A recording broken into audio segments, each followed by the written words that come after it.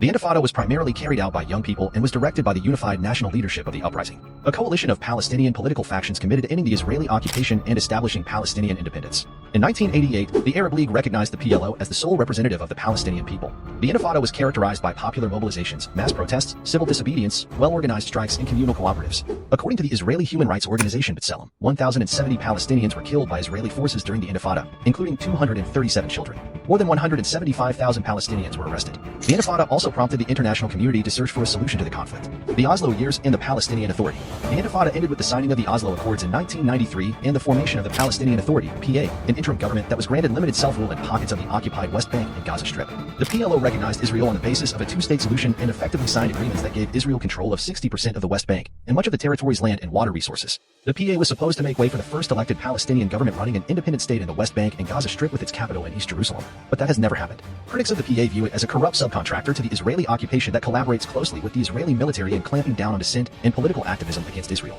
In 1995, Israel built an electronic fence and concrete wall around the Gaza Strip, snapping interactions between the split Palestinian territories. The Second Intifada. The Second Intifada began on September 28, 2000, when Likud opposition leader Ariel Sharon made a provocative visit to the Al-Aqsa Mosque compound with thousands of security forces deployed in and around the old city of Jerusalem. Clashes between Palestinian protesters and Israeli forces killed 5 Palestinians and injured 200 over 2 days. The incident sparked a widespread armed uprising. During the Intifada, Israel caused unprecedented damage to the Palestinian economy and infrastructure. Israel reoccupied areas governed by the Palestinian Authority and began construction of a separation wall that, along with rampant settlement construction, destroyed Palestinian livelihoods and communities. Settlements are legal under international law, but over the years, hundreds of thousands of Jewish settlers have moved to colonies built on stolen Palestinian land. The space for Palestinians is shrinking as settler-only roads and infrastructure slice up the occupied West Bank, forcing Palestinian cities and towns into Bantustans, the isolated enclaves for black South Africans that the country's former apartheid regime created. At the time the Oslo Accords were signed, just over 110,000 Jewish settlers lived in the West Bank, including East Jerusalem. Today, the figure is more than 700,000 living on more than 100,000 hectares of land expropriated from the Palestinians.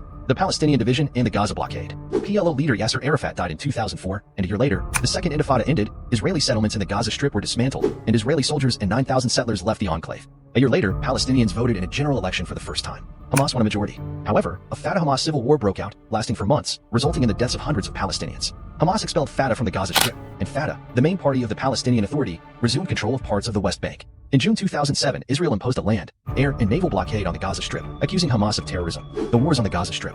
Israel has launched 4 protracted military assaults on Gaza in 2008, 2012, 2014, and 2021. Thousands of Palestinians have been killed, including many children, and tens of thousands of homes, schools, and office buildings have been destroyed. Rebuilding has been next to impossible because the siege prevents construction materials, such as steel and cement, from reaching Gaza. The 2008 assault involved the use of internationally banned weaponry, such as phosphorus gas.